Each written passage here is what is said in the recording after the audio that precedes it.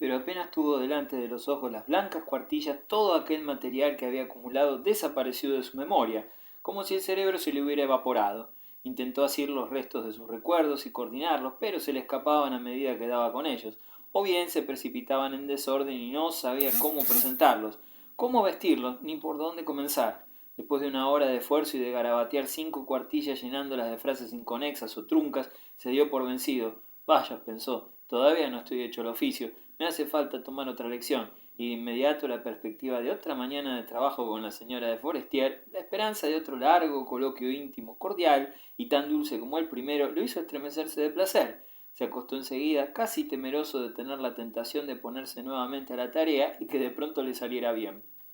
Al día siguiente se levantó un poco tarde, como deseoso de prolongar así la espera y saborear por anticipado más largamente el placer de la proyectada visita.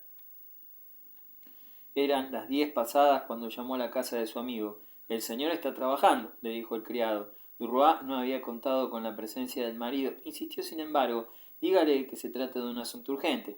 Después de 5 minutos le franquearon la entrada y se vio otra vez en el gabinete donde había pasado tan agradable mañana. Pero su lugar estaba ocupado por Forestier, que en bata y pantuflas y tocado con un birrete inglés escribía al tiempo que su mujer, envuelta en el mismo peinador blanco y acodada en la chimenea, iba dictando con el cigarrillo entre los labios. Durois se detuvo en el umbral indeciso. «Les ruego que me perdonen, he venido a interrumpirlos». Su amigo se volvió hacia él furioso. «¿Otra vez aquí?», gruñó. «¿Qué es lo que quieres ahora? Vamos, despacha, que tenemos mucho que hacer». Durois, desconcertado, balbuceó. No es nada, perdón».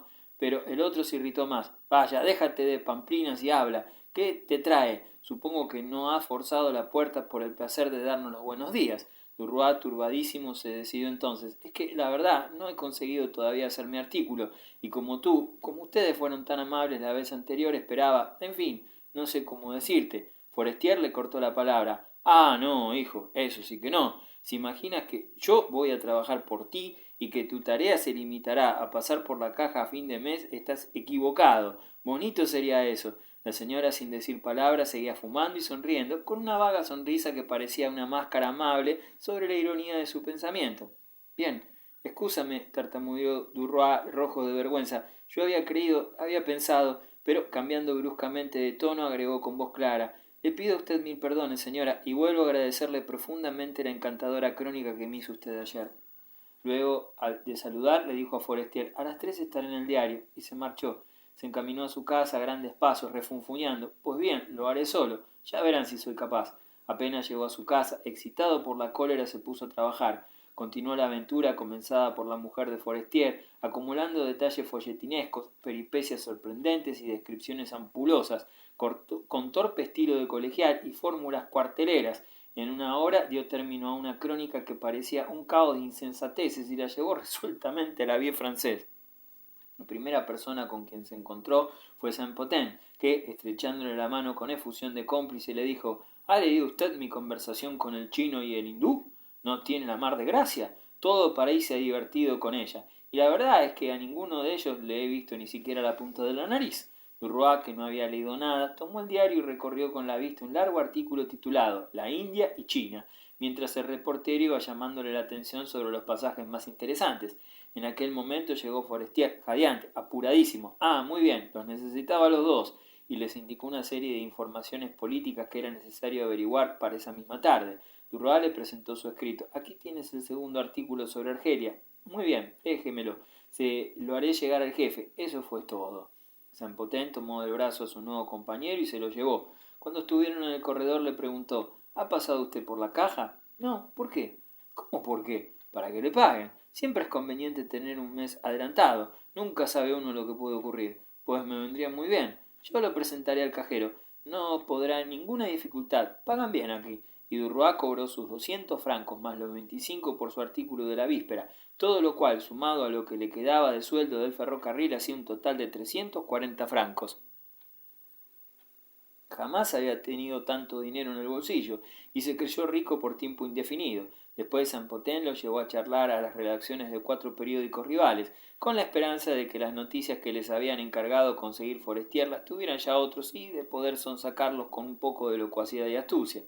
Llegada la noche, Durois, que no tenía ya nada que hacer, se resolvió volver al Folies Bergère, y en un alarde de audacia se presentó en la taquilla. Soy Jorge Duroy, redactor de la Vie Française. Días pasados estuve aquí con el señor Forestier, que me prometió pedir mis entradas. No sé si se acordó de hacerlo. Consultaron un registro, pero su nombre no aparecía allí. Sin embargo, el revisor, un hombre afable, le dijo: no importa, caballero, pase usted y véalo al señor director, que seguramente atenderá su pedido.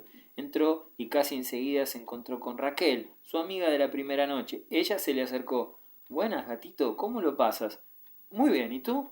No del todo mal. ¿Sabes que desde aquella noche he soñado 2 veces contigo? Duroy sonrió halagado. Ajá, ¿y eso qué prueba?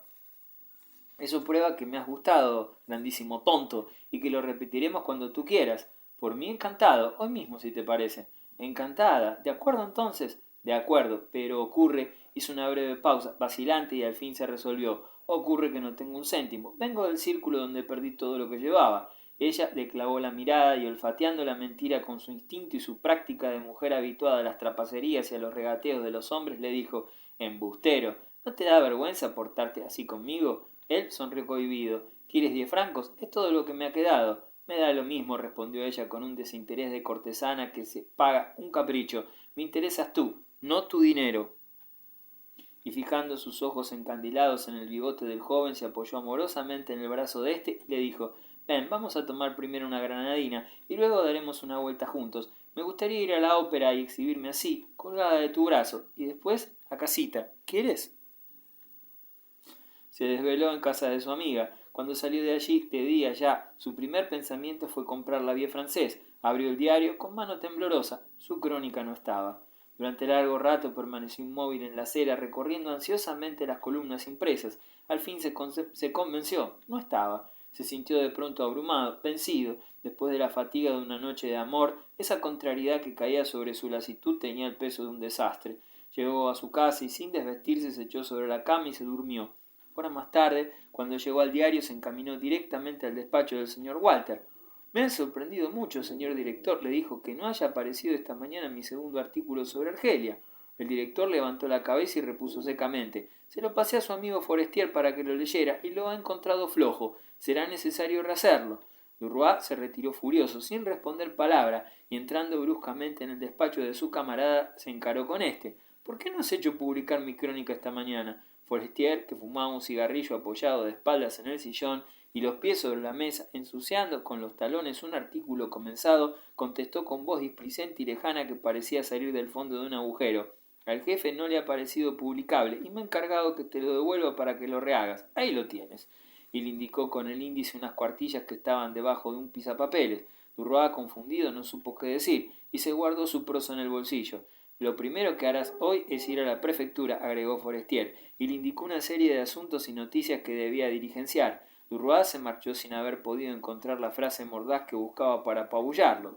Rehizo su artículo y lo llevó al día siguiente. Se lo devolvieron otra vez y volvió a rehacerlo una tercera, con el mismo resultado. Comprendió entonces que había ido demasiado deprisa y que sólo la mano de Forestier podía ayudarlo en su camino. No habló más de los recuerdos de un cazador en África, haciéndose el propósito, ya que no había más remedio, de ser dócil y astuto y de cumplir con celo en espera de algo mejor, su oficio de reportero. Conoció los entretelones del teatro y de la política, las antesalas de los ministros y de la Cámara de Diputados, las figuras importantes de los agregados del gabinete, las caras enfurruñadas de los sugieres adormilados. Tuvo entrevistas continuas con ministros, conserjes, generales, agentes de policía, príncipes, rufianes, cortesanas, embajadores, obispos, aventureros, hombres de mundo, tahúres, cocheros de plaza, mozos de café y 100 otros personajes, a todos los cuales confundía en su amistad interesada e indiferente y medía con el mismo cartabón, a fuerza de verlos todos los días, a todas las horas, sin transición de espíritu, y de hablar con todos ellos de los asuntos concernientes a su profesión.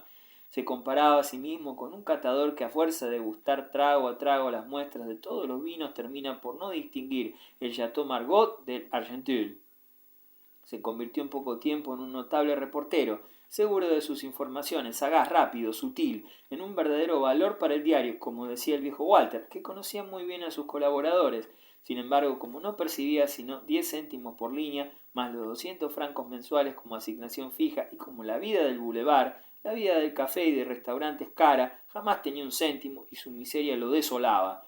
Tiene que haber un truco, y hay que descubrirlo, pensaba, al ver que algunos colegas suyos tenían siempre el bolsillo lleno de oro, sin comprender de qué medios podían valerse para lograr ese bienestar, y sospechaba con envidia procedimientos desconocidos y tortuosos, servicios prestados, todo un contrabando aceptado y consentido. Le era pues indispensable penetrar el misterio, entrar en la asociación tácita, imponerse a sus camaradas que no lo tenían en cuenta para el reparto, y muchas noches mientras contemplaba desde su ventana el paso de los trenes pensaba en los procedimientos que podría emplear. 5. 2 meses habían transcurrido. Septiembre se anunciaba ya y a Durroa le parecía que la fortuna rápida que había soñado tardaba en llegar. Lo atormentaba sobre todo la mediocridad de su situación y no veía qué camino debía seguir para escalar las alturas donde se conquista la consideración y la fortuna. En esa tarea subalterna de reportero sentíase ahogado, como metido en un encierro de donde no podía salir. Se lo apreciaba, sin duda, pero en su categoría. El mismo Forestier, a quien le hacía miles de favores, no lo invitaba ya a comer y lo trataba como un inferior, pese a que seguía tuteándolo como un amigo.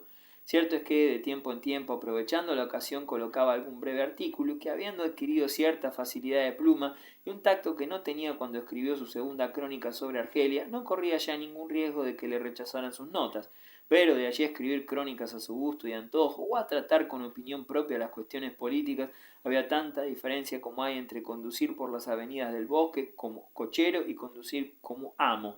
Lo que sobre todo lo humillaba era ver que seguían cerradas para él las puertas del gran mundo, no contar en éste con relaciones con quienes tratarse de igual a igual, no entrar en la intimidad de mujeres elegantes, por mucho que algunas actrices conocidas lo acogieran a veces con familiaridad interesada. Sabía por experiencia que todas, mundanas o comediantes, se sentían singularmente atraídas por él, que les inspiraba una instantánea simpatía, pero al no conocer a las otras, aquellas de quienes podía depender su porvenir, sentía una impaciencia de corcel encabritado. Con frecuencia había pensado hacer una visita a la señora de Forestier, pero el recuerdo de su último encuentro lo cohibía, lo humillaba, y terminó por convencerse que era preferible esperar que la iniciativa partiera del marido. Pensó entonces en la señora de Maret y recordó que ésta lo había invitado a visitarlo una tarde que no tenía nada que hacer, y ahí se presentó en su casa. Estoy todos los días hasta las 3, le había dicho ella. Llamó a su puerta a las 2:30. Vivía en la calle Bernuil, en un cuarto piso. La sirvienta, una sirvienta jovencita y desgreñada que acudió al llamado anudándose la cofia, le dijo: «La señora no está, pero no sé si se ha levantado ya», y empujó la puerta del salón que estaba entornada. Durroa entró. La habitación era espaciosa, con pocos muebles y su aspecto evidenciaba desidia. Las butacas y las sillas estropeadas y viejas se alineaban a lo largo de las paredes, según el orden dispuesto por la criada, pues en nada se advertía la preocupación de elegancia que supone el cuidado de una ama de casa de buen gusto. 4 pobres cuadros que representaban una barca en un río, un avión en el mar, un molino en una llanura y un leñador en un bosque, pendían en medio de las 4 paredes sostenidas con cordeles desiguales, y los 4 colgados oblicuamente, se adivinaba que desde hacía mucho tiempo se exhibían así entre los despreocupados ojos de una indiferente. Durroa se sentó y esperó. Esperó largamente. Al fin una puerta se abrió y apareció apuradísima la señora de Marel, vestida un kimono de seda azul con paisajes bordados en oro, flores azules y pájaros blancos.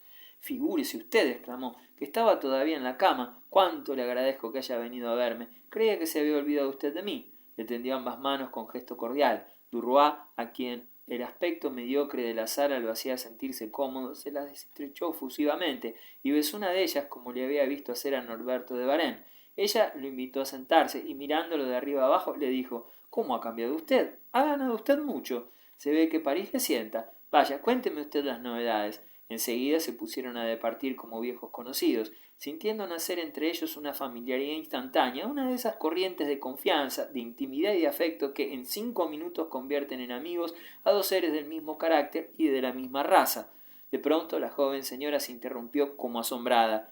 «Es curioso lo que me pasa con usted. Me siento como si nos conociéramos desde hace 10 años. Vamos a ser buenos camaradas, ¿verdad que sí?» «Encantado», respondió Durroa con una sonrisa que decía más.